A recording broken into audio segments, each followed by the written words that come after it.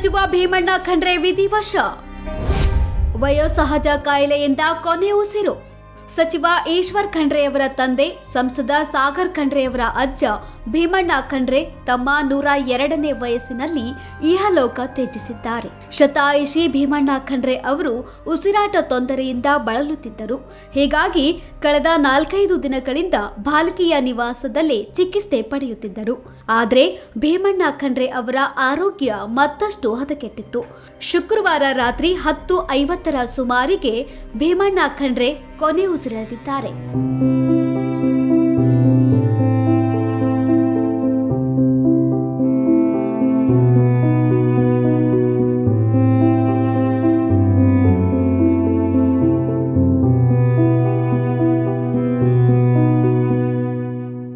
ರಾಜಕಾರಣದಲ್ಲಿ ಹಿರಿಯರಷ್ಟೇ ಅಲ್ಲ, ಸ್ವಾತಂತ್ರ್ಯ ಹೋರಾಟದಲ್ಲೂ ಭಾಗಿಯಾಗಿದ್ದ ಡಾಕ್ಟರ್ ಭೀಮಣ್ಣ ಖಂಡ್ರೆ ಅವರು 1927ರ ಜನವರಿ 8ರಂದು ಶಿವಲಿಂಗಪ್ಪ ಖಂಡ್ರೆ ಮತ್ತು ಶ್ರೀಮತಿ ಪಾರ್ವತಿ ದಂಪತಿಯ ಪುತ್ರನಾಗಿ ಜನಿಸಿದರು.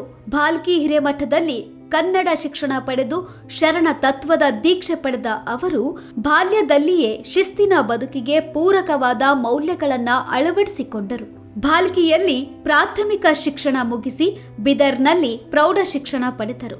ನಂತರ ಹೈದರಾಬಾದ್ನ ಉಸ್ಮಾನಿಯಾ ಕಾಲೇಜಿನಲ್ಲಿ ವಕಾಲತ್ ಅಧ್ಯಯನ ಪೂರ್ಣಗೊಳಿಸಿದರು. ಕನ್ನಡದ ಜೊತೆಗೆ ಉರ್ದು, ಪಾರಿಸ್, ಮರಾಠಿ ಮತ್ತು ಇಂಗ್ಲಿಷ್ ಭಾಷೆಗಳಲ್ಲಿ ಪ್ರಾವೀಣ್ಯತೆ ಪಡೆದಿದ್ರು ಭೀಮಣ್ಣ ಖಂಡ್ರೆ. ವಕೀಲ ವೃತ್ತಿ ಮಾಡುತ್ತಾ ರಾಜಕೀಯ ಪಯಣ. ಸುವರ್ಣ ಏಕೀಕರಣ ರಾಜ್ಯ ಪ್ರಶಸ್ತಿಗೆ ಭಾಜನ. ಇನ್ನು ಭೀಮಣ್ಣ ಖಂಡ್ರೆ 1953ರಲ್ಲಿ ಭಾಲ್ಕಿ ಪುರಸಭೆ ಅಧ್ಯಕ್ಷರಾಗಿ ರಾಜಕೀಯ ಕ್ಷೇತ್ರಕ್ಕೆ ಧುಮುಕಿದ್ರು.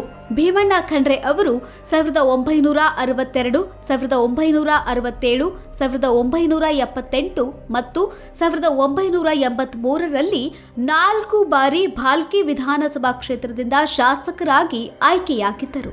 1980ರಲ್ಲಿ ಕೆಪಿಸಿಸಿ ರಾಜ್ಯ ಉಪಾಧ್ಯಕ್ಷರಾಗಿ, 1988ರಲ್ಲಿ ಬಿದರ್ ಜಿಲ್ಲಾ ಕಾಂಗ್ರೆಸ್ ಅಧ್ಯಕ್ಷರಾಗಿ, 1992ರಲ್ಲಿ ಮೊಯ್ಲಿ ಸರ್ಕಾರದ ಕ್ಯಾಬಿನೆಟ್ನಲ್ಲಿ ಸಾರಿಗೆ ಸಚಿವರಾಗಿದ್ದರು. 1994 ಹಾಗೂ 2000ರಲ್ಲಿ 2 ಸಲ ವಿಧಾನ ಪರಿಷತ್ ಸದಸ್ಯರಾಗಿ, 1999ರಲ್ಲಿ ಅಖಿಲ ಭಾರತೀಯ ವೀರಶೈವ ಮಹಾಸಭಾದ ಅಧ್ಯಕ್ಷರಾಗಿದ್ದರು. ಬಳಿಕ 2005ರಲ್ಲಿ ಮರು ಆಯ್ಕೆಯಾಗಿ 2011ರವರೆಗೆ 12 ವರ್ಷಗಳ ಕಾಲ ಸುದೀರ್ಘವಾಗಿ ಅಧ್ಯಕ್ಷರಾಗಿದ್ದರು. ಕೇವಲ ರಾಜಕೀಯ ಮಾತ್ರವಲ್ಲ, ಸ್ವಾತಂತ್ರ್ಯ ಸೇನಾನಿಯಾಗಿ, ಹೈದರಾಬಾದ್ ವಿಮೋಚನೆಯ ಹೋರಾಟಗಾರರಾಗಿ, ರಜಾಕಾರರ ದೌರ್ಜನ್ಯ ಪ್ರತಿಭಟಿಸಿದ್ದ ಅವರು ಏಕೀಕರಣದ ಸಂದರ್ಭದಲ್ಲಿ ಬಿದರ್ ಜಿಲ್ಲೆಯನ್ನು ಕರ್ನಾಟಕದಲ್ಲಿಯೇ ಉಳಿಸಲು ಶ್ರಮಿಸಿದ್ದರು ಖಂಡ್ರೆ ಅವರು. ಅವರ ಈ ಕೊಡುಗೆಗಾಗಿ ಸುವರ್ಣ ಏಕೀಕರಣ ರಾಜ್ಯ ಪ್ರಶಸ್ತಿ ಲಭಿಸಿತ್ತು. ಶರಣ ಚಿಂತನೆಗಳ ನೆರಳಂತೆ ಬಾಳಿದ ನಾಯಕ. ಖಂಡ್ರೆ ನಿಧನಕ್ಕೆ ಸಿಎಂ ಸಿದ್ದರಾಮಯ್ಯ ಸಂತಾಪ. ಇನ್ನು ಭೀಮಣ್ಣ ಖಂಡ್ರೆ ನಿಧನಕ್ಕೆ ಸಿಎಂ ಸಿದ್ದರಾಮಯ್ಯ ಸಂತಾಪ ಸೂಚಿಸಿದ್ದಾರೆ. ಭೀಮಣ್ಣ ಖಂಡ್ರೆಯವರ ನಿಧನದಿಂದ ದುಃಖಿತನಾಗಿದ್ದೇನೆ.